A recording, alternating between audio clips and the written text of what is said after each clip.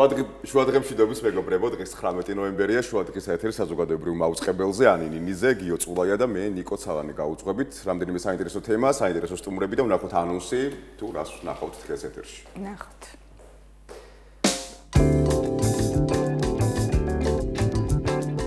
დღეს გადაცემაში ნახავთ სამშენებლო საქმე და პასუხისმგებლობა. თემაზე ვრცლად ისაუბრებს ირაკლი კვერხელიძე. წიგნის პრეზენტაცია კვლევის მენეჯმენტი ევროპა და მის ფარგლებს გარეთ. გადაცემის სტუმარია ბადრი გეჭბაია, ეკონომიკის დოქტორი. გალაქტიონ ტაბიძის სახელობის მეორე საერთაშორისო ფესტივალი ქართველები და სხვა. გადაცემის სტუმარია ნანა ხოფერია, ფესტივალის ორგანიზატორი. მამაკაცების საერთაშორისო დღე. გადაცემის სტუმარია ნოდარ ხაჯიშვილი, მსოფლიო შოტოკან კარატე დო ფედერაციის ოფიციალური წარმომადგენელი, შავი ქამრიცა და მეშვიდე დანის მფლობელი.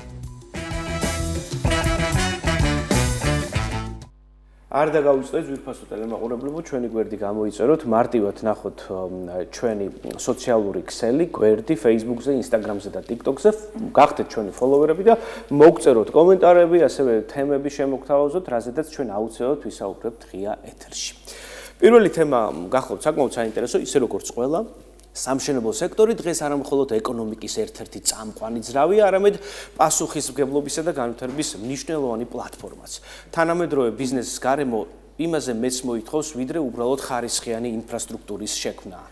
მას სჭირდება სტაბილურობა, ინოვაცია და ადამიანებზე ორიენტირებული გარემო. ჩვენი სტუმარი და მისი გუნდი სწორედ ამ გამოწვევებს პასუხობს, არა მარტო ინფრასტრუქტურით, არამედ საზოგადოებაზე ზრუნვითაც, ქველმოქმედებით, პროექტებით, სოციალური ინიციატივებით და რაც მთავარია, ახალგაზრდების მხარდაჭერით. ეს კომპანია სწორედ ახალგაზრდების ჩართულობაზე დიდ ფსონს აკეთებს, რაც აუცილებლად ჩვენი ეკონომიკის მომავალი საწინდარია.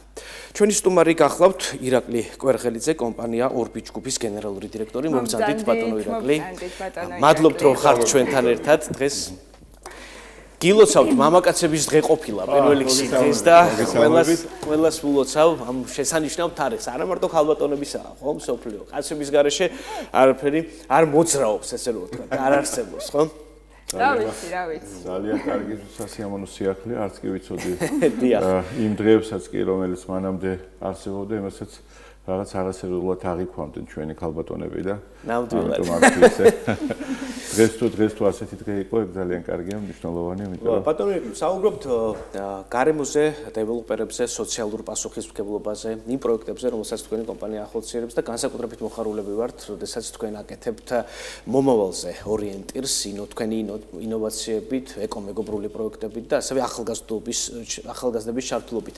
მოგვიყევით თქვენს პროექტების შესახებ ყურადღებით მოგესმით. პირველ რიგში ძალიან დიდი მადლობა სტუდიაში მოწვევისთვის, ტელევიზიაში მოწვევისთვის, ჩემთვის განსაკუთრებული სითბოთი არის ამ სტუდიაში ყოფნა, როგორც ამ ქალაქის მკვიდრისთვის, ერთიორად არის სასიამოვნო და ძალიან დიდი მადლობა მინდა გითხრათ ამ თემით, ესე ვთქვათ, დაინტერესებისთვის, იმიტომ რომ მართლაც უდავოა, რომ ჩვენი ქალაქი ყოველწლიურად თვალშისაცემად ვითარდება, იზრდება და ამაში მართლაც აქვს მნიშვნელოვანი წილი ჩვენ სახელმწიფოსთან ერთად იმ კომპანიებს, რომელიც ქმნიან სამშენებლო პროდუქტებს.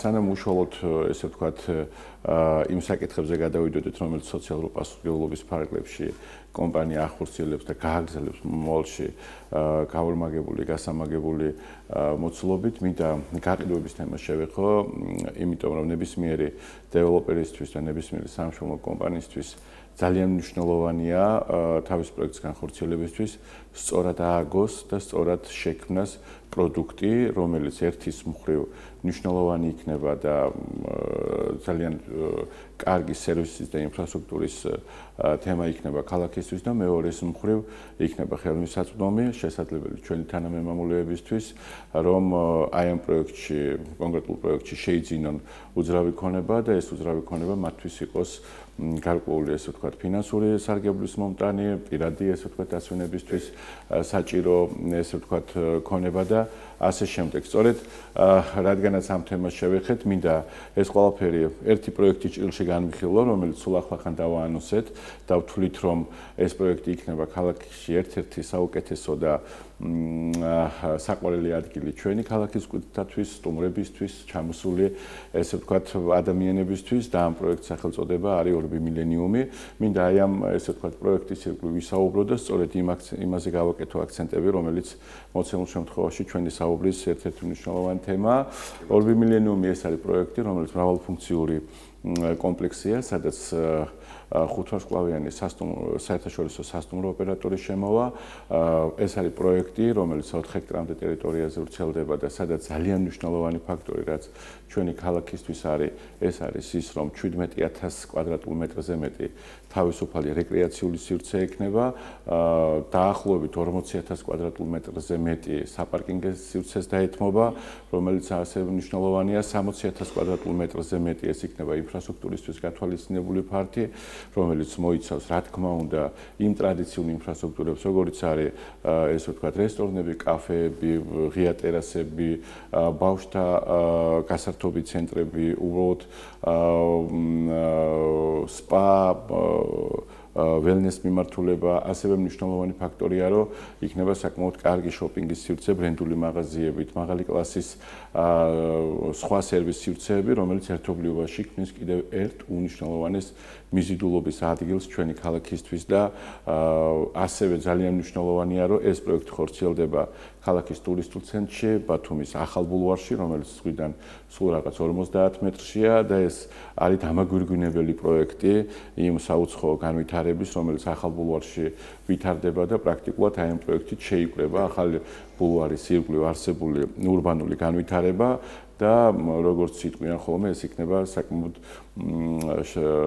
შთამბეჭდავი პროექტი თავის ინფრასტრუქტურით, რაც მნიშვნელოვანია და უკვე გაყიდვებთან მიმართებაში მინდა აღვნიშნო, რომ კომპანიას ზოგადად თავისი მასშტაბებიდან გამომდინარე ვიცით, რომ უკვე რამდენიმე მილიონ კვადრატულ მეტრზე მეტი აქვს აშენებული, რომლის ძირითადი წილი ბათუმზე მოდის. უნდა დაგვაუვიდეს ისიც, რომ კომპანიაში უკვე რეკორდულად 12000-ზე მეტი სამუშაო ადგილი არის შექმნილი და სწორედ ახალგაზრდების არიან ჩართული, ბუნებრივია, ახალგაზრდები ძალიან მნიშვნელოვნად არიან, იმიტომ რომ ეს არის ის ძალა, რომელიც ხვალისთვის ეგისთვის უნდა დაგვიბრუნდნენ როგორც ახალი პროფესიონალები. კონკრეტულად რა რგოლში არიან ჩართულნი ახალგაზრდები? მოდით დავკონკრეტდეთ ახალგაზრდების საკითხზე, საინტერესოა.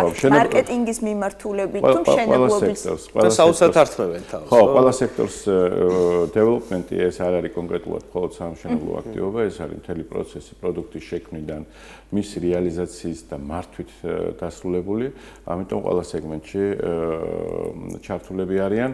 თუმცა ალბათ ყველაზე მნიშვნელოვანი მაინც არის ეკონომიკური აქტივობისთვის თუ როგორ ხდება აი ამ პროექტში ინვესტიციების მოზიდვა, მისი გაყიდვა და რამდენად ხელმისაწვდომია იგი ბევრი ადამიანისთვის და ძალიან მახარებს, რომ უამრავი ზარი და თხოვნა, რომელიც კომპანიაში შემოდის, კიდევ უფრო მეტად გაიოლებისთვის, ანუ ადამიანები, განსაკუთრებით ჩვენი თანამოქალაქეები და თანამემამულეები და ჩვენი ინიციატივაც და სურვილიც ეს არის, რომ მაქსიმალურად იყვნენ ჩართული ყველა ჩვენს პროექტში და მათ ჰქონდეთ შესაძლებლობა შეიძინონ აპარტამენტები. აი, გადამზადება სათდება, ბოდიში, ნიკო, გადამზადება ახალგაზრდების ესეც საინტერესოა, იგივე სამშენებლო ინდუსტრია ვახსენეთ, ხომ, ამ მიმართულებით ვიცით, რომ არის სხვა პროფესიული სასწავლებელი ბათუმში. საინტერესოა, თანამშრომლობთ თუ არა მასთან ამ მიმართულებით, რომ ზრდიან კადრებს და შემდგომ თქვენ ასე. რა თქმა უნდა, მე მაინც ვისურვებდი, რომ აღნიშნული საკითხი უფრო შემაჯამებლად გავაკეთოთ, იმიტომ რა თქმა უნდა, უმაღლეს სასწავლებლებთან, პროფესიულ სასწავლებლებთან თანამშრომლობთ,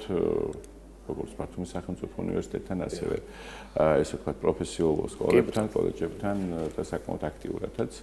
უშუალოდ დაუბრუნდები იმ საკითხს, რომელთაც ესე ვთქვათ, გავაგრძელდა, რომელიც სწორედ განაპირობებს დასაქმების შესაძლებლობას, იმიტომ რომ არა ესე ვთქვათ, პროექტის ფინანსური მდგრადობა დასაქმების ესე ვთქვათ, თემაც არ იქნებოდა დღის ეს რიგში.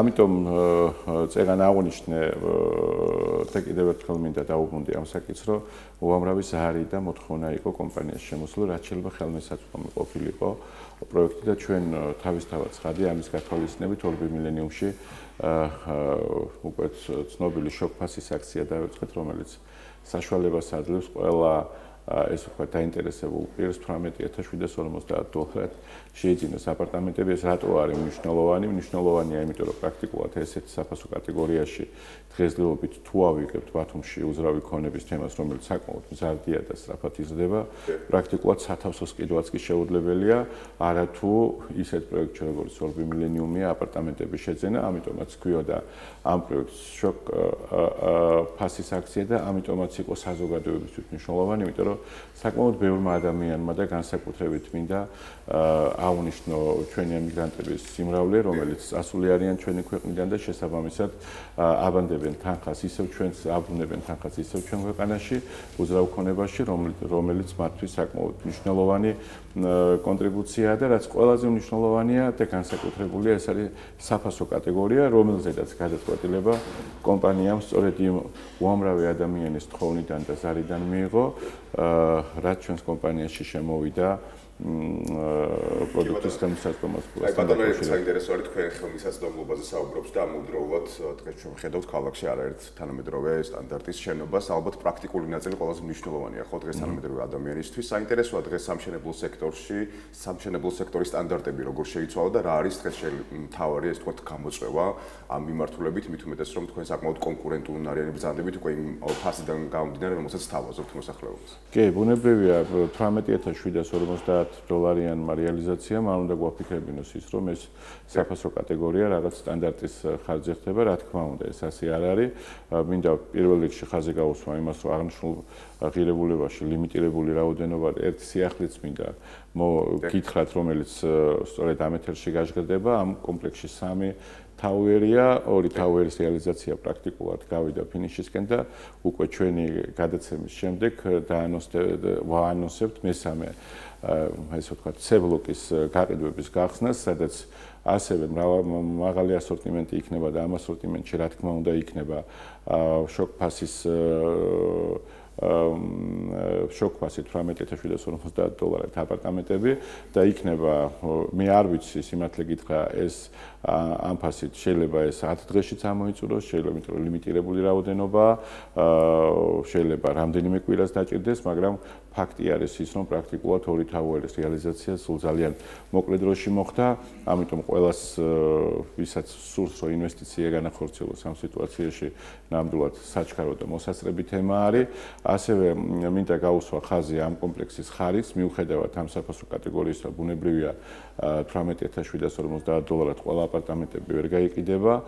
ასევე მინდა ხაზი გაუსვა იმას, რომ საზოგადოებაში არის ინფორმაცია, რომ თითქოს დასრულდა ეს აქცია არ დასრულებულა, გრძელდება და შესაბამისად ყველა ადამიანს დღესაც აქვს შესაძლებლობა, რომ ამ საფასო კატეგორიაში შეიძინოს აპარტამენტები, თუმცა ისევ ხარისხს რომ მიუბრუნდეთ, ხარისხის თვალსაზრისით ჯერ კიდევ მაშინ, როდესაც არც კი არსებობდა კარგად ცნობილი 51 დადგენილება, რომელიც განსაკუთრებულ მოთხოვნებს აწესებს სახანძრო უსაფრთხოების, ტექნიკური უსაფრთხოების მდგრადობის კუთხით, კომპანია ამ მოთხოვნებს მანამდეც ასრულებდა, ვინაიდან ჩვენი ყველა საამშენებლო პროექტის შესრულება ხორციელდება სოფლიოში წამყვანი საამშენებლო ნორმების მიხედვით, როგორც არის ამერიკული ნორმები NFPA, ეგრეთ ესეთ სახელწოდებით, არის ევროკოდები, ასევე რა თქმა უნდა ვიყენებთ ტრადიციულ საამშენებლო ნორმებს და ტექნიკურ რეგლამენტაციებს, მაგრამ სადაც ყველაზე მაღალი მოთხოვნაა, მათი ნაკრებიდან კონსტრუქციები იქნება, საინჟინრო ქსელები იქნება თუ ასე შემდეგ,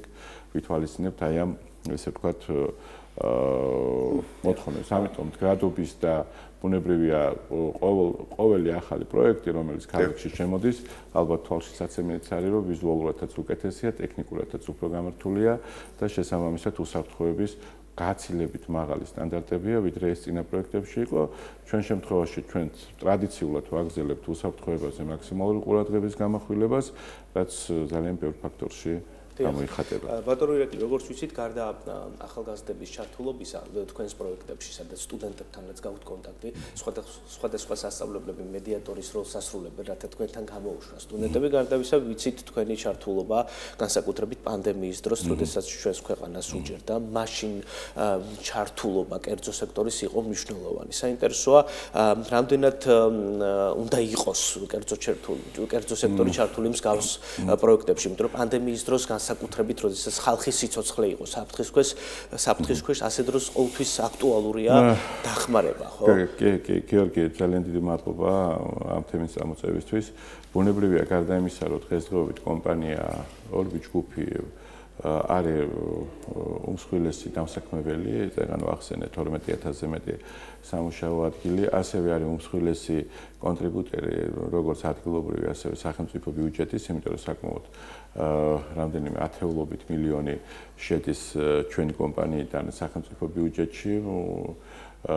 ყოველწლიურად გარდა ამისა კომპანიას გააჩნია სოციალური პასუხისმგებლობაც, რომელიც არ წერია რომ ვალდებულება არის, მაგრამ კარგად გვესმის, რომ მოცემულ შემთხვევაში ეს პასუხისმგებლობა თითოეულ მათგანს გათავისებული აქვს და განსაკუთრებით მნიშვნელოვანია, როდესაც ეს ჩვენს კომპანიას ეხება, იმიტომ რომ ჩვენი კომპანიის დამფუძნებელი არ უყვარს პერსონიფიცირება ბატონ ზაზა ზოიძეს, მაგრამ ფაქტი ის არის, რომ მისი გადაწყვეტილებით ძალიან ბევრ სექტორში ხდება კომპანიის, ესე ვთქვათ, კომპანიის მხრიდან მხარდაჭერა, თქვენ პანდემია ახსენეთ და ალბათ ერთ-ერთი კომპანია იყო, რომელმაც საკმაოდ მსხვილი კონტრიბუცია, მსხვილი თანხები გადაურიცხა ჯანდაცვის სისტემას იმისთვის, რომ სასუნთქი აპარატები შეძენილიყო, ახალი, ესე ვთქვათ, პრეპარატები შემოსულიყო და ეს არ იყო 100,000-ობით ლარი, გაცილებით მაღალი ციფრი იყო, მილიონს აჭარბებდა, რომელიც ერთ-ერთი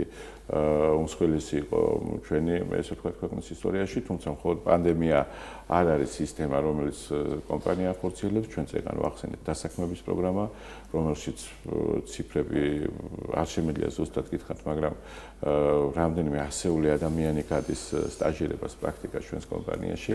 ასევე მინდა ხაზი გაუსვა სპორტის, კულტურის დაფინანსებას, რომელიც სხვადასხვა სპორტის სახეობებში ჩვენ ჩართულობას გულისხმობს. ასევე მინდა ხაზი გაუსვა ინფრასტრუქტურულ პროექტებში კომპანიის ჩართულობასაც, რომელიც მოცემულ შემთხვევაში ასევე გამოიხატება სახელმწიფო და ადგილობრივ მუნიციპალურ ორგანოებთან კოლაბორაციაში, რომლის მიხედვითაც ხორციელდება სხვადასხვა ინფრასტრუქტურული პროექტები. არ უნდა დაგვაუწყდეს ჯანდაცვის სექტორიც, რომელიც ასევე მნიშვნელოვანი ნათარი ჩვენს, ესე ვთქვათ, დავარქვათ ამას საქველმოქმედო მხარდაჭერის ნაწილში და ჩვენ ვამაყობთ თითოეული ორბელი, რომ სწორედ იმ კომპანიაში ვმუშაობთ, რომელიც მოცემულ შემთხვევაში ამ მიმართულებითაც ერთ-ერთი ლიდერია კომპანიებს შორის. მადლობა. ქველმოქმედება უმნიშვნელოვანესია და სწორედ კერძო სექტორის ჩართულობა სახელმწიფოსთან ერთად განმაპირობებელია ჩვენი სახელმწიფო სიძლიერისა. დიდი მადლობა ბატონი ირაკლი კვერღელიძე, ორბი ჯგუფის გენერალური დირექტორი იყო ჩვენი სტუმარი. მადლობა თქვენ. მადლობა სტუმრობისთვის.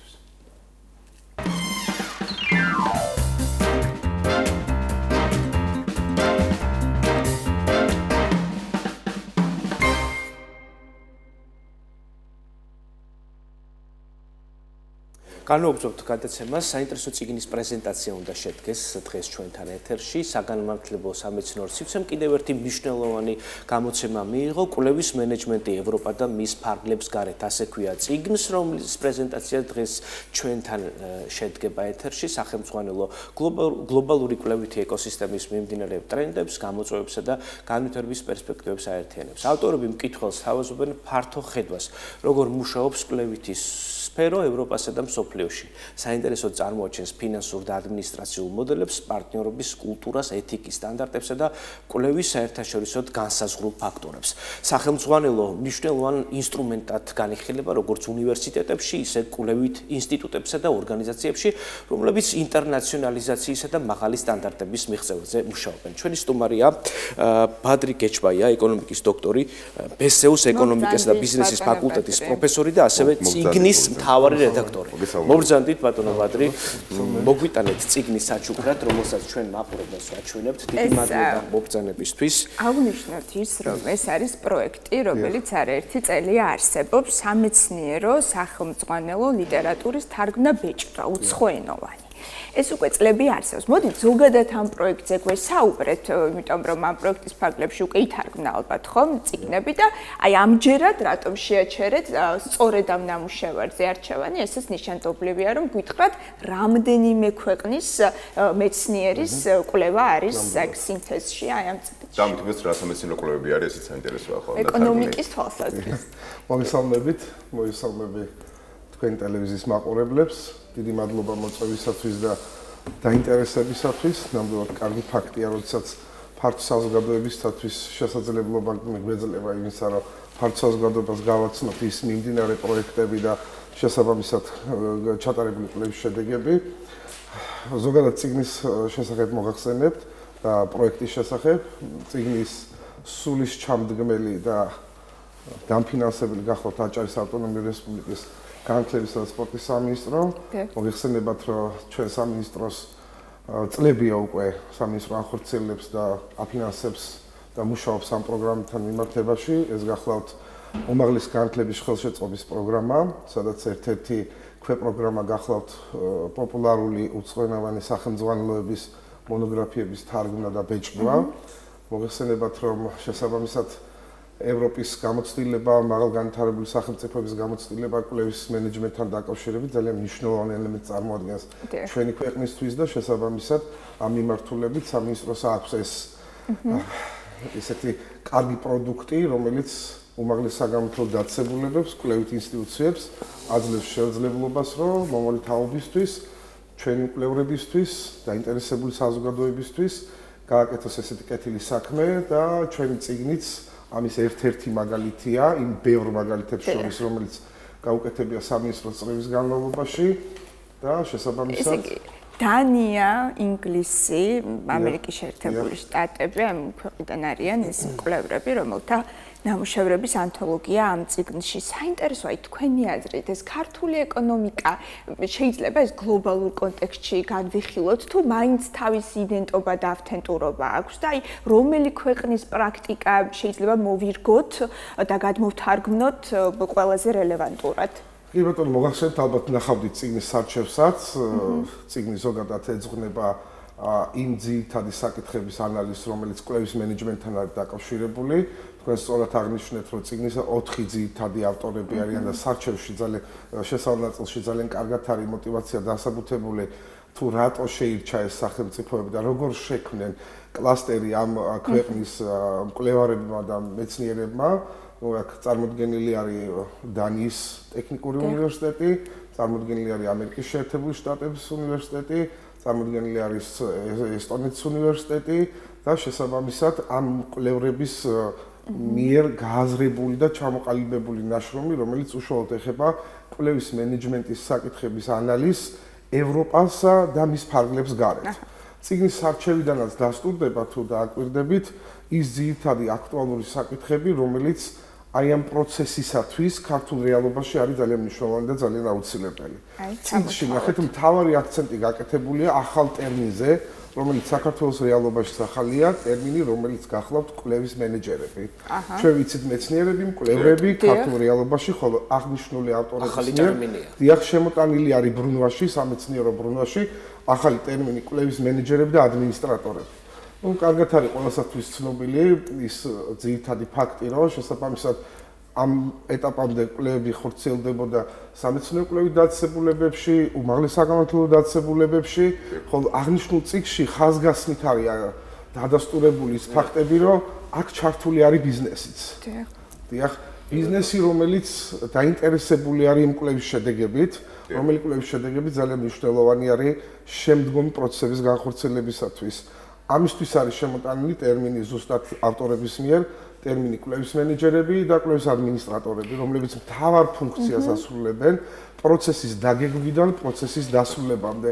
ოღონდ წიგნში ბოლო ეტაპზე წარმოდგენილი არის მიმართულება, სადაც განსაკუთრებულად არის ხაზი გასმული იმ პერიოდზე, რომელიც არის კვლევის დასრულებიდან შემდგომ მისი გაგრძელების პერიოდზე. პროცესუალური პროგნოზი. დიახ, რასაკვირველია, მთავარი აქცენტები, აი იდეაშიც ეგ იყო, რომ დაგეგმილიყო, განხორციელებულიყო, ოღონდ აქ მთავრდება თუ შესაბამისად ხდება შემდეგ ან მის იმპლემენტაცია პრაქტიკაში, ან მოყვება მას თუ არა გაგრძელება. ეს ახალი პოზიციები საინტერესოა, თქვენ ბესეუს წარმოადგენთ ბათუმის სახელმწიფო უნივერსიტეტს და კითხულობთ ლექციებს ამ მიმართულებით.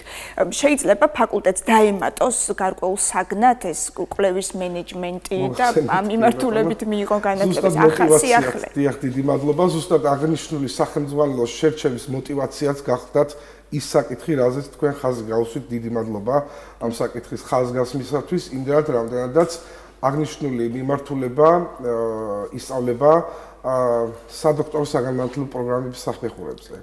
რადგან ჩვენ წარმოვადგენთ ეკონომიკისა და ბიზნესის ფაკულტეტს, ჩვენთან ხორციელდება და საკმაოდ წარმატებით ბიზნეს ადმინისტრების სადოქტორო საგანმანათლებლო პროგრამა, აღნიშნული საგანმანათლებლო პროგრამა მოიცავს 5 კრედიტიან სასწავლო კურს კვლევის მენეჯმენტს.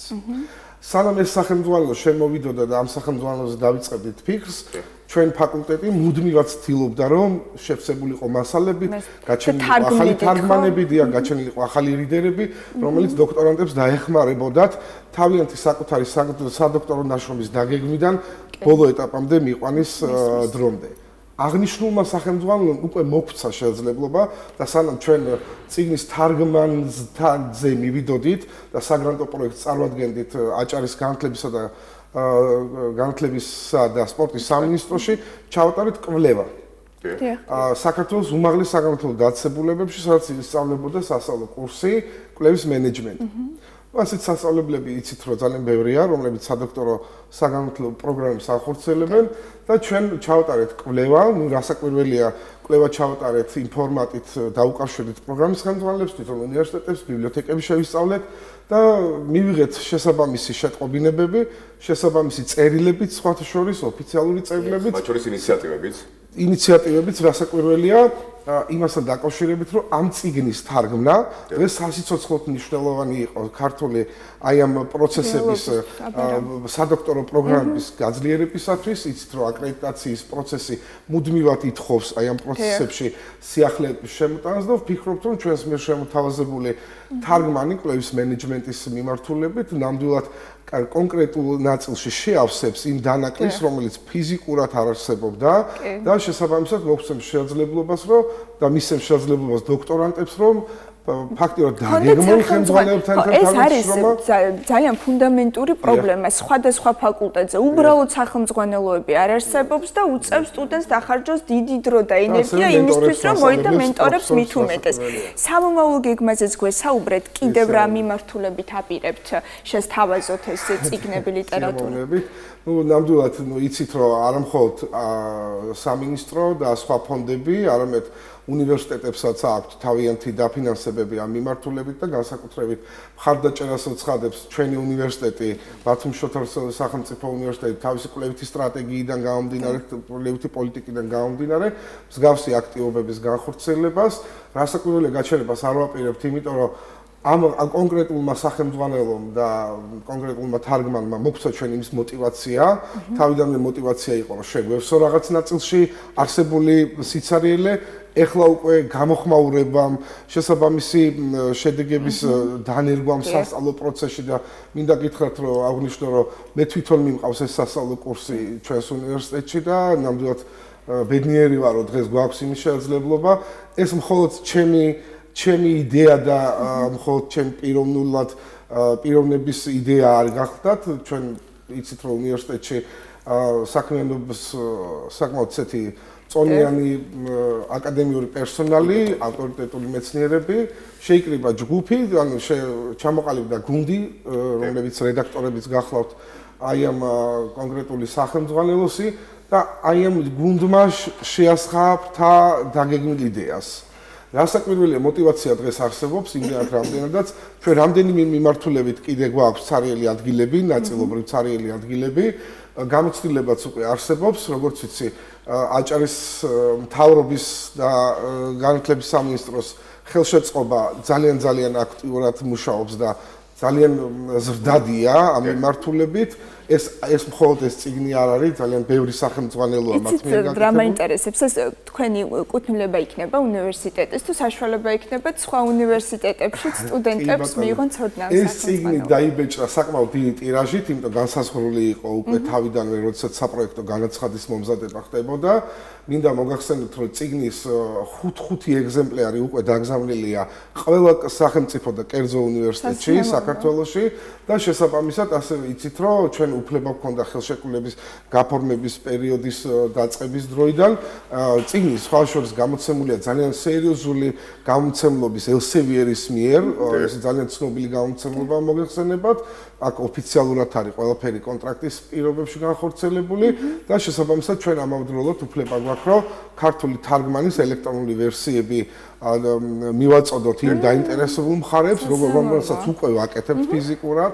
წიგნის პრეზენტაცია ჩავატარეთ ბათუმის სახელმწიფო უნივერსიტეტში და შესაბამისად დღევანდელი შეხვედრაც ალბათ დღევანდელი ფორმატიც მისცემს საზოგადოებას შესაძლებლობას და ალბათ მოთხოვნაც გაიზრდება აქედან გამომდინარე. დარწმუნებულები ვართ და დიდი მადლობა ძვირფასი საჩუქრისთვის, რომელიც მოგვიტანეთ. მე ღვთაწილად ბედნიერება დოქტორის სადოქტორო სტუდენტის ფარგლებში მემუშავა ისეთ გამორჩეულ პროფესორად. როგორი სტუდენტი იყო? როგორც ბატონი. როგორც ბატონი და თქვენს კოლეგებს მოვიკითხავ, ყველას ბატონ გელას, ხალბატონ ნანულის, ბატონ პატას. მოკლედ საოცარი ხალხი ხართ. მინდა წარმატება გისურვოთ. მადლობა ამ საინტერესო პროექტისათვის, რომელსაც ახორციელებთ ჩვენი ქვეყნისთვის, ჩვენი ქალაქისთვის, ჩვენი რეგიონებისთვის და გელოდებით კვლავაც სიახლეებით. დიდი მადლობა. ბადრი გეჭვაია გახდათ პროფესორი დღეს ჩვენი სტუდიაში.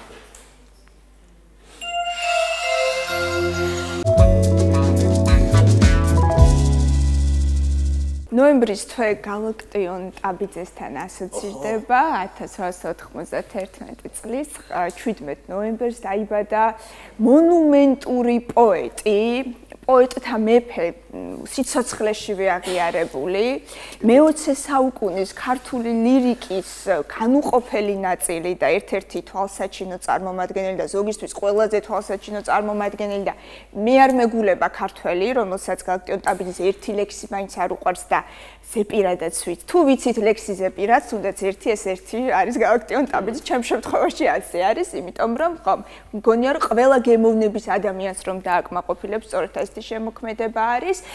ნეოლოგიზმი, ბევრი ძალიან საინტერესო ტერმინი შემოიტანა ზოგადად ქართულ ლიტერატურაში გალაქტიონ ტაბიძემ. რითმი ეს მუსიკალურობა, რომელიც თან ახლდა მის ლექსებს. ჩვენი სტუმარი ვრცლად ისაუბრებს, ძალიან საინტერესო ამბავს გეტყვით. 17 ნოემბერს ბათუმში გალაქტიონ ტაბიძის სახელობის ფესტივალი გაიხსნა უკვე მეორედ. წინა წელს შევაჯამებთ, წლევანდელ პროგრამაზეც ვისაუბრებთ ჩვენ სტუმართან ერთად. გიო, რაღაცის თქმა გინდოდა? ერთი ლექსი მახსენდება გალაქტიონის თუ შეიძლება. აი მოდი, აბა სანამ სტუმარს დავუძახებ. სტუმარ შემოვიდეს. აბა ქალბატონო ნინო ხოფერია ფესტივალის ორგანიზატორი. მოგძანდით. მოგძანდით ქალბატონო ნინო. მოგესალმები.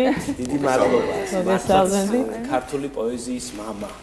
გახდა ჩვენი გალაქტიონი და ერთი ლექსი გამახსენდა. აბა ბრძანეთ. თუ სწორად მახსოვს, თები აჭრელდა, როგორც ჟირაფი მატარებელი მიდის ბინდებათ. ახლა იწყება ციფის გვირაბი. თქვენ ხომ არაფრის შეგეშინდებათ. მეც გამახსენეთ. ყველაფერი ამ ლექსში მოცემული, ხო? ნამდვილად ჩვენი პოეზიის ჯადოქარი. გალაქტიონ ტაბიძე, რომლის დაბადების დღესაც ჩვენ აღვნიშნავთ. ახლა შუადღის ღია ეთერში. 17 ნოემბერს უკვე იყო, მაგრამ თუმცა მთელი კვირეული არის, ხო? მთელი წელი შეგვიძლია. ყოველთვის არის გალაქტიონ ტაბიძის დაბადება. ძალიან გამიხარდა თქვენგან ისეთი სიყვარული გამოხატვა მოვისმინე და კომპლიმენტარული ნაწილი გალაქტიონის ადმირ რომ მივხვდი რომ იქ ვარ ახლა სადაც უნდა ვიყო. ქალბატონ ნინო, მოდით ვისაუბროთ, ხვალ არის ფესტივალის დახურვა, უკვე ზეგარის ფესტივალის დახურვა 17-ში გაიხსნა პროგრამაზე მოგვიყევით, ეს თითოეული დღე მიმოვიხილოთ, ბუნებრივია ვხვდებით ლოგიკურად, რომ პოეტები იქნებიან ჩართულნი ამ ფესტივალში და პოეზია იქნება ლაიტმოტივი, ამას გარდა კიდევ ბევრი საინტერესო კონცეპტუალური ღონისძიებაა დაგეგმილი, მოგვიყევით. ეს უკვე ტარდება მეორე წელია. უკავშირდება გალაქტიონის ჩანაწერს, გალაქტიონის ანდერძად მივიღეთ ჩვენის, რომელიც აღმოაჩინეთ ზუსტად თქვენთან აჭარის რადიოს ფონდში. ცოცხალი ხმა გვაქვს სამის ბედნიერება. არა, ერთი ცოცხალი ხმა, მაგრამ მე ისეთი მადლოველი ვარ აჭარის რადიოსი და აი რაღაცნაირად გონია რომ სხვანაირად წავიდოდა ჩემი ცხოვრება, რომ აჭარის რადიოს გალაქტიონის ხმა არ ჩაეწერა. იმიტომ არ გვექნებოდა, ხო, წარმოიდგინეთ, რომ არ გვაქვს ის თრთოლვით რო კითხულობს გალაქტიონი, ეს ხმაც არ გვაქვს და ძალიან ბევრი, ხო, წარმოიდგინეთ, რომ არ არის. სხვათა შორის ამ ხმებზე მუშაობა აჭარის რადიოს და იქ მომუშავე ადამიანმა რუდუნებით შეძლეს, იმიტომ რომ ეს ხო ყველაფერი არ იყო გაციფრულებული და თითო ხმა, თითო გასუფთავება ხმა, ამის ლენტებიდან გადმოტანა კოლოსალურ შრომას წარმოადგენდა და მადლობა კი, ნამდვილად. ცოცხალი ხმები გვაქვს ლეგენდარული ადამიანების და მათ შორის გალაქტიონი. მათ შორის, იმიტომ რომ თქვენს რადიოს კომიტეტთან იქ ეთყობა ადრეც იქ იყო იმ შენობაში რომ ჩავი რაღაცა განსაკუთრებული მოგრძალება მაგრამ აი რა ქნეს ამათ ხო ხახე გალაქტიონიც რა უნდა ყოფილიყო ბათუმში ჩამოსულს მარინეს პროსპექტზე რო არ გაესეინა და იქვე იყო ჩვენი რადიოც და ვინ გაუშვებდა ამ შესახებ რატომ მოხდა ისე რომ თითქოს გალაქტიონი ცალკე დგას დიახ და შემდეგ უკვე დანარჩენი ქართული პოეზია ოი, როსულ, აი ეს პოლემიკა არის ძალიან მნიშვნელოვანი და ძალიან დიდხანს გრძელდება ეს. და ჩემთვის სულად გაუგებარია, როცა იტყვიან, აი ილია ჯობია თუ აკაკი, გალაქტიონი ჯობია თუ ამას წინაშე რაღაცა მკითხა, რომ აი ლადო ასათიანი ჯობია თუ მირზაგელ, არა, აი ეს შეკითხვას, აი თქვენ მასე არ დასვით, მაგრამ არის რომ ასე სვამენ შეკითხვებს, რომელი ჯობია ამას.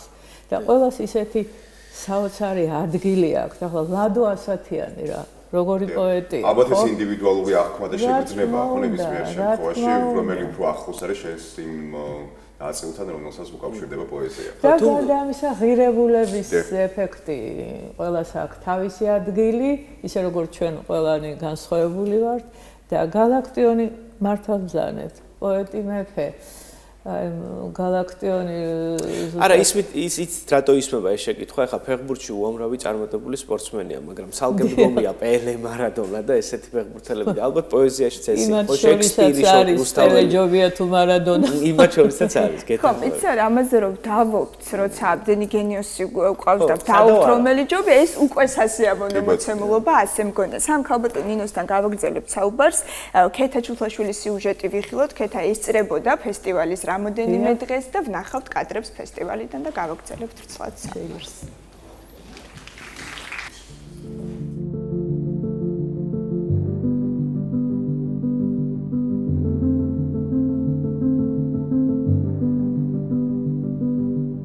დღეს ვიმყოფებით ბათუმში.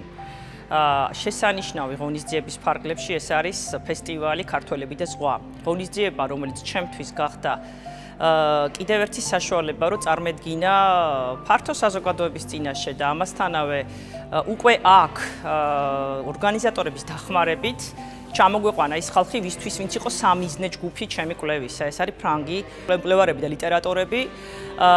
უპირველეს ყოვლისა ვიტყვი, რომ შესანიშნავი ინიციატივა, რომელიც ეკუთვნის ქალბატონ ნინო ხოფერიას. ანუ დღეს ყველანი ვიმყოფებით არაჩვეულებრივ და ძალიან მაგიურ, ჯადოსნურ ამბავში, რასაც ქვია გალაქტიონ ტაბიძის ანდერძის აღსრულება. ეს არის ფესტივალი, რომელსაც ის ძალიან დიდხანს რომელზეც ოცნებობდა და რომელიც თავს მოუყრიდა მოტივებს ზღვის გარშემო. ჩვენთვის ეს არის უმთავრესი, რომ ფესტივალი გახდა საფუძველი, რომ ეს გალაქტიონის პოეზია მათ უშუალოდ ამ აქტორებს და მათთან ერთად მათ მეგობრებს საზოგადოებას გაეტანა საფრანგეთში. ეს არის ცოცხალი შეხება გალაქტიონ ტაბიძესთან, საქართველოს და საფრანგეთის ერთობლივი შეხება ფესტივალის ფარგლებში, რისთვისაც მადლობას ვუხდი ორგანიზატორებს და შემდგომი სიცოცხლის უნარიანად ქცევა იმ პოეზიისა ფრანგულ დღევანდელ საზოგადოებაში, აი ამ პატარა ჩარჩოში, რომელიც ჩვენ შევთავაზეთ.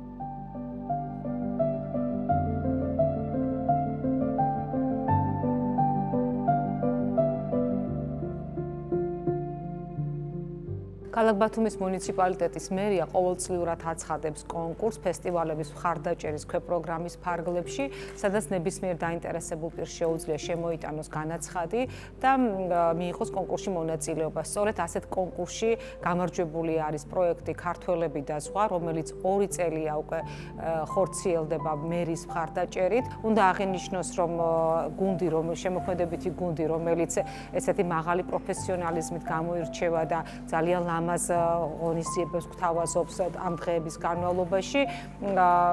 უნდა აღინიშნოს, რომ სწორედ მათი დამსახურებაა, რომ ასეთი კარგი გამოხმაურება პოვა საზოგადოებაში და ვიმედოვნებთ, რომ ეს იქნება ავთენტური, შეიყვარეს ბათუმელი მსმენელი.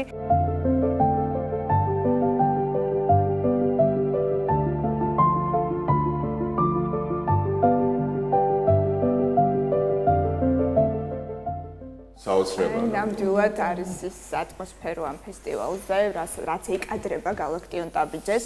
პატარა ჩასწორებას გავაკეთებ ქეთესი არა ნუნა მგზავრიძის სიუჟეტი ვიხილეთ ახლა ჩვენ ხალბატონ ნინოსთან ვაგრძელებთ საუბარს. მოგვიყვებით დარჩენილი 2 დღის შესახებ, რა ელოდება დაინტერესებულ პირებს. ეს წლევანდელი ფესტივალი მიმდინარეობს ფრანგული აქცენტით. ანუ ფრანგულად თარგმნილი გალაქტიონი, აქ ჩამოყვანილი ყავს ძალიან კარგი მსახიობი პარიზიდან, შესანიშნავი მსახიობი, შესანიშნავი ახალგაზრდა კაცი, რომელიც კითხულობს ფრანგულად. რა საინტერესო ინიციატივა გალაქტიონს ხო თავისებური ეს ჟღერადობა აქვს და ფრანგული ენასაც თავისებური და ალბათ საოცრად ხდება. ეს შემთხვევით არ არის ფრანგული, იმიტომ გალაქტიონ ტაბიძეს აქვს უამრავი ფრანგულენოვანი ჩანაწერები, ციტატები თავის არქივში ფრანგულად.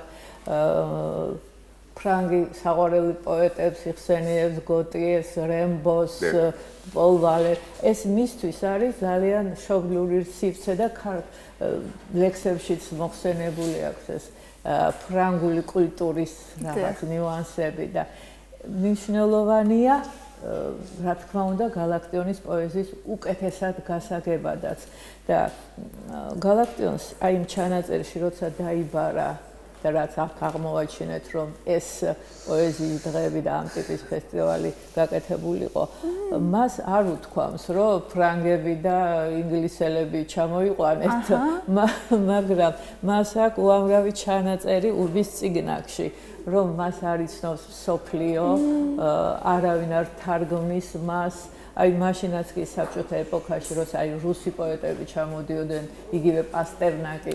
ფიქრობ, რომ პასტერნაკი შესანიშნავად გადათარგმნიდა გალაქტიონს და არ მიაკარეს. პასტერნაკი ჩამოვიდა, იმიტომ რომ გალაქტიონი ეთარგმნა, მაგრამ იქ ახლა შურის მომენტი რაღაც ძიმე იყო მისთვის ბევრი რა.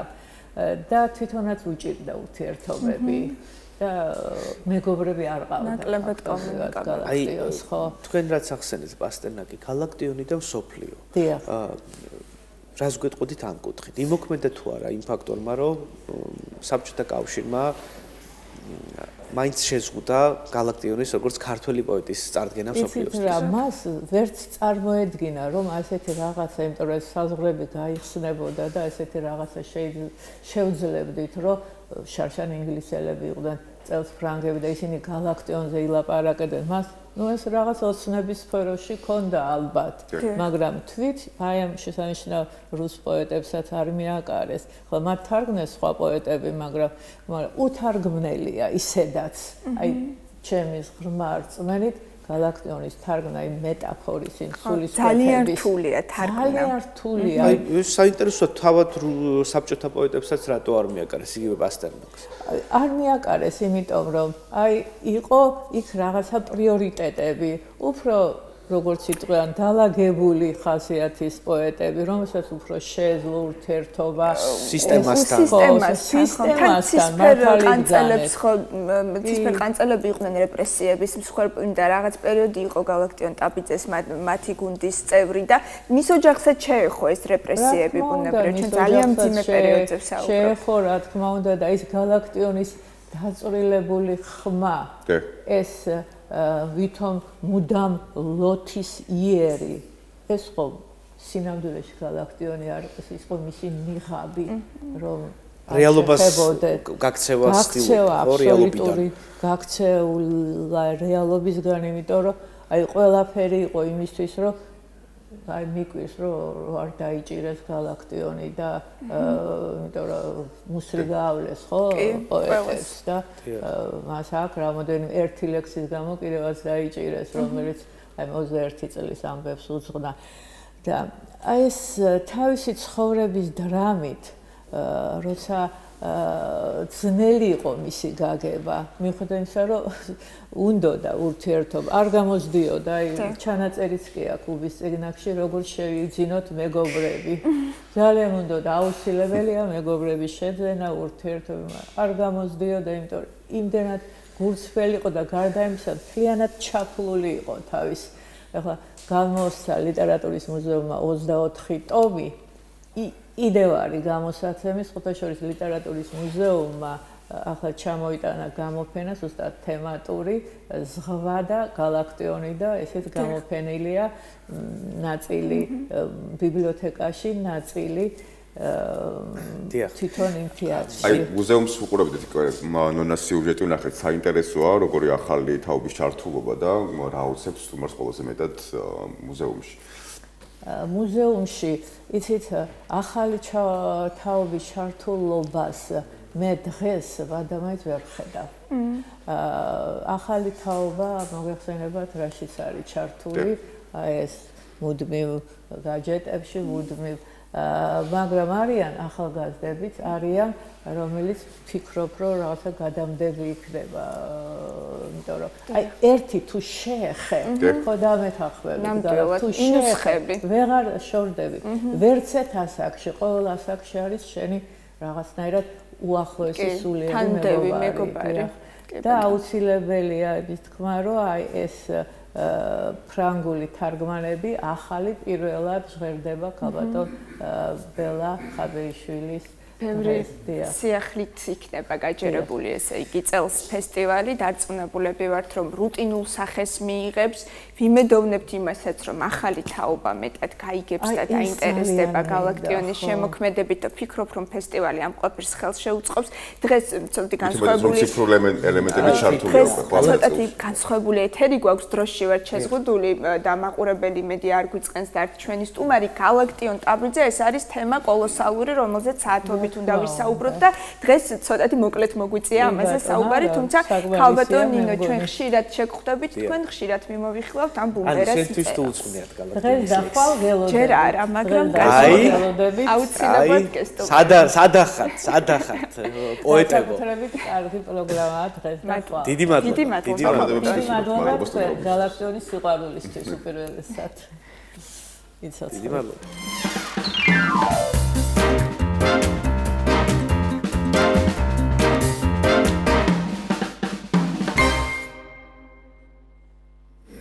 გილოცავთ დღეს კაცების საერთაშორისო დღეა. ხო, ჩვენ განსაკუთრებით ვამოწმებთ ხოლმე თითოეულ თარიღს გადაცემის წინ და აღმოვაჩინეთ გუშინ მე და ანი და ნიკომ რომ მამაკაცების დღე ყოფილა და გადავწყვიტეთ როგორ გაგიხარდათ აღვნიშნოთ გიორგი დღეს აუცილებლად მამაკაცების.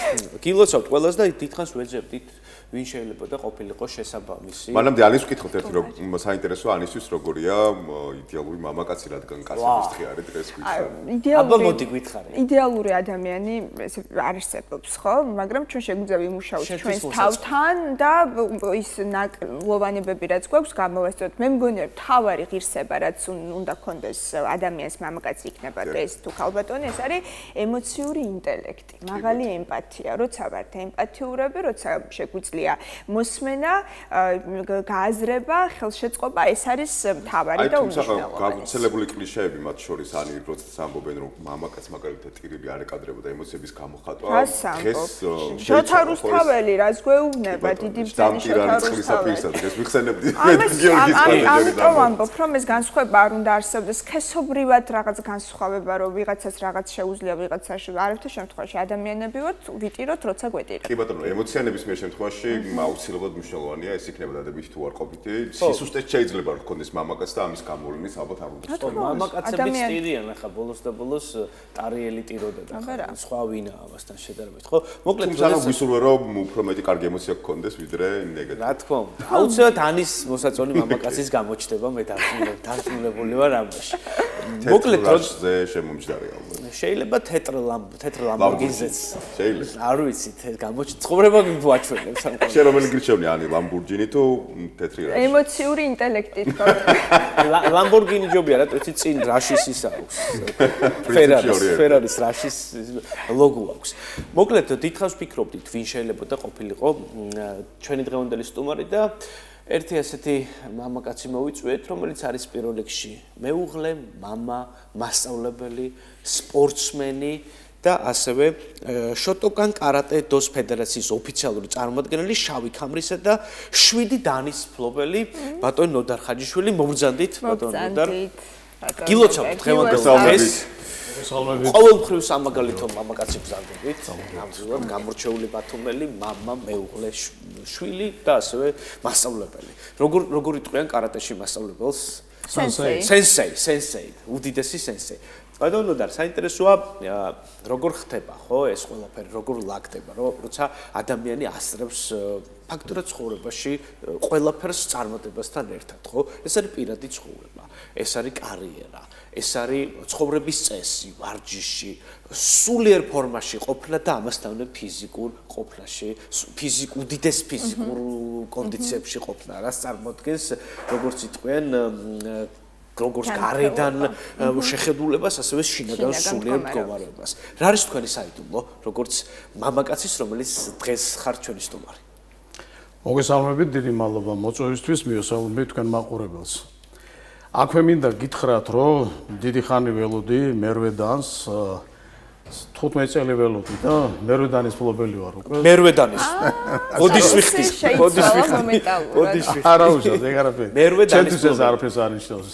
მერვე დანი ეს არაფერს არ ნიშნავს, მაგრამ ნუ უნდა ითქვას, რომ ოფიციალურად უკვე მერვე დანის მფლობელი ვარ. შავი ქამარი მერვე დანი. შავი ქამარი მერვე დანა. დიახ, ნუ ახლა რაც შეეხება აი ამ თვისებებს, ხო, მუხჭაუხრელი შოუმა მეტი არაფერი. მუხჭაუხრელი შოუმა, უნდა გადადო ყველაფერი აბსოლუტურად რა. თუ ხარ აი ამ სპეციალობით აი ამ საქმეში. იმიტომ რომ როგორც იტყვიან, წყალის გათბობა თუ გააჩერე ის გაცივდება. შესაბამისად, ნუ აკაცესია რა, კარატეში ასეა. ყოველდღიური პრაქტიკა, ყოველდღიური წვრთნა თუ გვინდა რომ რაღაც შედეგს მივაღწიოთ, რაღაც სიმაღლებს მივაღწიოთ, არ უნდა გავჩერდეთ. იმიტომ რომ აქ იმდენი ზღვა მასალა არის კარატეში. იმდენი ილეთია, იმდენი ილეთ არსენალია, რომ თქვენ წარმოიდგინეთ, სანამ ცოცხლები ვარ, ჩვენ ამას ვერ ვასწრებთ, ვერ ვახერხებთ. აი ეს თქვენი მუდმივი ენთუზიაზმი, მუდმივად ხართ ფორმაში, არასდროს გეზარებათ ვარჯიში და ფიზიკური გარჯა, ხომ? ეს თქვენი პრინციპია და თქვენი პრიორიტეტია. საინტერესოა არის თუ არა გადამდები, იგივე თქვენი შვილების შემთხვევაში, რა გავლენა გაქვთ თქვენ და თქვენს ენთუზიაზმს და ერთგულებას საქმის მიმართ შვილებზე? რა გავლენას ახდენს ეს? არა, შვილებზე ალბათ თაობაზეც, ხო? ხო, მაგრამ აი შვილებზეც დავკონკრეტდეთ, იმიტომ ვიცით რომ მათაც უყვართ ეს ფიზიკურად აქტივობა. კარგი შეკითხვაა. იცით, მე ვაკვირდები სხვადასხვა ოჯახებს. ნუ იქიდან გამომდინარე, რომ ჩემთან მე ბავშვებს ვავარჯიშებ, წვრთნი ბავშვებს, მათი მშობლების ყოველდღიურ ცხოვრებას, მათ დამოკიდებულებას, ისინი ბავშვები რომ მოდიან ჩემთან, მე ვხედავ მათ ოჯახს, მათი მშობლების, თქვათ, ქცევებს, იმიტომ რომ რა თქმა უნდა გადამდებია. აი მე როცა ვარჯიშობ და ფიზიკური შრომით ვარ დაკავებული, სპორტითა ვარ დაკავებული, მთელი ჩემი ოჯახი ვარჯიშობს. იმიტომ რომ ყოველდღიურ ცხოვრებაში უყურებენ ჩემს აი ამ თქვათ, ხო, და ეს არის ერთ-ერთი მაგალითი მიმცემი. ხო, ნუ დაინახეს ახლა ის შედეგი, თქვათ, ფიზიკური ფორმა, ის აქტივობები, რასაც მე ვაკეთებ და უცხოს ვერაფერს ვერ ხედავ, ახლა ჩვენთან არ არის ეს ლოთობა, რაღაცა ისეთი, თქვათ, ეს თამბაქო, ჯანსაღი ცხოვრების წესი. ნუ შესაბამისად ძალიან დიდი მაგალითი არის მომავალ თაობისთვის აი ეს. ნუ რასაც უყურებენ იმას, რასაც ხედავენ, ალბათ პატარა ასაკიდან როცა ჩამოუყალიბებელი ფსიქიკა აქვს ბავშვებს, ხო? ну დაინახეს რომ ეს კარგია, ხო, სპორტია, ეს არის კარგია. დიახ. აი ბატონო და საინტერესო არის დღეს თანამედროვე ცხოვრებაში უამრავი გამოწვევა არის და რა იქნებოდა ის მთავარი თვისება, რომელიც მამაკაც ან ადამიანს უნდა ჰქონდეს, რომ ჯანსაღად შეინარჩუნოს საკუთარი თავის ცხოვრების განმავლობაში, ну ღრმას იმერემდე. აი ანის და მისი თავის გულები რო დაიბრუნონ. ხო, აი ესეც კარგი შეკითხვაა, სხვათა შორის ეს აუცილებელი არის საქართველოში მაცხოვრებელი ადამიანებისათვის, ქართველებისათვის. აი ცხოვრების წესი, რაც ცხოვრების წესითაც ცხოვრობს ქართველიერი, ну სიმართლე რომ გითხრათ, ჩემთვის მიუღებელია.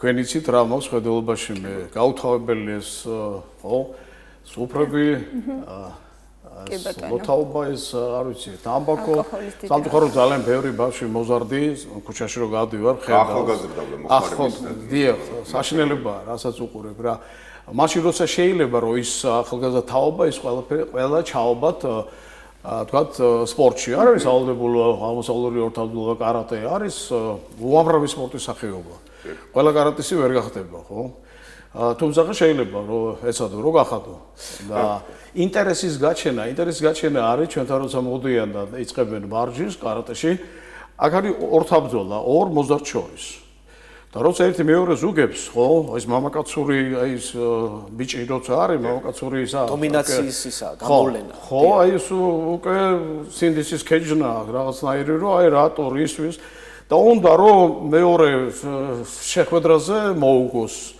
ან თუ ვერ უგებს, უნდა ისწავლოს, უნდა ივარჯიშოს, უფრო მეტი უნდა გააკეთოს, რომ ზოგადად ცხოვრებაც ალბათ ეგეთი არის, უშე ჯიბრში ყოფნა, სპორტის სამსახებიდან გამომდინარე შეიძლება ისე ვთქვათ. უკაცრავად ვერ. აი ცხოვრების პრინციპში შეიძლება ისე ითქვას, რომ მამაკაცისთვის სულ რაღაც შეჯიბრში ყოფნა არის გარკვეული. რა თქმა უნდა, ეს აუცილებელი არის, იმიტომ რომ მამაკაცი უნდა იყოს მამაკაცი. ყოველთვის. აი სამი წუთი გრჩება გადაცემის დასრულებამდე ბატონო და მოგვიყევით თქვენი საერთაშორისო წარმატებების შესახებ ვიცით რომ იაპონიაში ბრძანდებოდით, ვიცით რომ ხშირად სტუმრობთ უცხოეთის ქვეყნებს, გაგაგვთ ქართული სპორტის საერთაშორისო არენაზე. ორივე სიტყვით ესეც მოვიხილოთ, რომელიც გეხმარებათ мотиваციაში იყოთ ყოველთვის ფორმა ყოფი და სასურველი მამაკაცი. იცით მე ეხლა ვიყავი იაპონიაში, სადაც ჩატარდა მსოფლიო ჩემპიონატი და საერთაშორისო სემინარი. იოკოჰამაში ჩაგვიტარდა სემინარი 2 დღიანი, შემდეგ ტოკიოში 3 დღიანი შეჯიბრი მსოფლიო ჩემპიონატი. ჩამოვედით ვიყავით ერევანში ჩატარდა ისე საერთაშორისო სემინარი. ჩემპიონატი ეხლა ვემზადებით ირანში ტარდება საერთაშორისო დიდი საერთაშორისო ჩემპიონატი და სემინარი ირანის ამინის თასზე და ასევე მსოფლიო თასის გათამაშება თანამედროვე საბრძოლო ხელოვნებებში. ჩემთვის სულ შეჯიბრი არის. მე აქ ვარ თუ იქ, სულ ყოველთვის შეჯიბრს უწყობს საკუთარ თავს ბულვარში. აი ეს არის ძალიან სწორი რაც ახლა თქვენ ახსენეთ, მუდმივად საკუთარი თავის გამოწვევა, ხომ და შეჯიბრი საკუთარ თავთან დამტკიცება, რომ ყოველ დღე დღითი დღე ვიზრდებით პიროვნულად, ფიზიკურად უფრო მეტად ძლიერდებით. ალბათ ეს არის მთავარი ამოცანა და ზოგადად კარატის მთავარი პრინციპიც ეს არის, ხომ, რაღაც სულიერი ზრდა და წვრთნავი. ეს უფრო ვიდრე რაღაც დამარცხება და ალბათ მოძრაობაში ყოფნა სულ, ხო? იმიტომ რომ ჩემი თავარი მიზანი არის ყოველთვის ვიყო. არა იმისთვის ვარ, რომ ვიღაცას ფიზიკურად მოუგო რაღაც. ჯანმრთელად ვიყო, დიდხანს ვიცოცხლო. და ეს ერთი და შემდეგ აი ეს გამოწვევები რაც დღეს არსებობს, ხო, საზოგადოებაში, ხო? მიხედავთ ასაკისა, ხო, მე ყოველთვის მზადა ვარ, რომელი ასაკიც არ უნდა იყოს, რომ იქ კონკურენციას კონკურენტულ გარემოს საჭირო დარჩება, ნუ რომ უკან არ დავიხიო და ჩემი პრინციპი ეს არის რა. რომელ ასაკშიც არ უნდა ვიყო. იმიტომ მე უნდა ვიყო მზადა. შესაბამისად ამისთვის სხვას თუ ძინავ მე ვარჯიშობ, სხვას თუ სიამოვნებას ღებულობს მე ვარჯიშობ. შესაბამისად ჩემთვის არ არსებობს ესეთი გართობა რა, რესტორნები, რაღაც ისეთი დასვენება, ღრეობა, ესეთი რაღაც არ არსებობს. თუმცა განტვირთვა რამდენად მნიშვნელოვანია ამ პროცესში და რითი ახერხებთ განტვირთვას თუნდაც, იმიტომ რომ ჩვენ ვიცით გარკვეულწილად ბევრი ნეგატიური ინფორმაცია ჩვენს გარშემო, საიდანაც ალბათ თავის დაღწევის რაღაც კონკრეტული საშუალება უნდა არსებობდეს. თქვენთვის რა არის ამ შემთხვევაში განტვირთვის? აი ეს არის პროფესიონალური მიდგომა, რომ შედეგი დადო ფორმაში იყო, საკუთარ ჯანმრთელობაზეც იზრუნო, განტვირთვა არის აუცილებელი. ჩემი განტვირთვა ერთი ჩემი მეგობარი სულ მეუბნებოდა, რომ შენ დასვენება არ იცი, უნდა დაისვენო. ჩემი დასვენება იყო მე რომ აი ამას ვაკეთე რომ ვისვენებ ხო თქვათ და ზივარ აი ჩემთვის არის დისკომფორტი რა. თემი დასვენება არის ვარჯიშები რომ მოტივარ ხო და დისციპლინა ალბათ ერთ-ერთი მთავარი თვისება რომელიც ჭირდება და არის ეს შემთხვევა უბრალოდ 2-20 სიტყვით კი ძალიან და როცა უკვე ცუდათა ვარ აღარ შემილია და ვხედავ დღეს როგორ უნდა ვივარჯიშო აი აი მივდივარ ვარჯიშზე მაგრამ ნუ არა მოგზალები ხო როგორც ფორმა ჩავიცვე კიმონოს უკვე всё აი ეს ამ ნოტაზე უნდა დავასრულო კი ბატონო ძალიან დიდი მადლობა სწორედ ამიტომაც შევეჩერეთ თქვენზე არჩევა ინდა მამაკაც და დღეს თქვენ მოგიპატიჟეთ ძალიან დიდი მადლობა დროა ჩვენს მაყურებელს დავიმშვიდობოთ საინფორმაციოს უნდა გადავულოცოთ ასპარეზი დროებით გემშვიდობებით ხვალამდე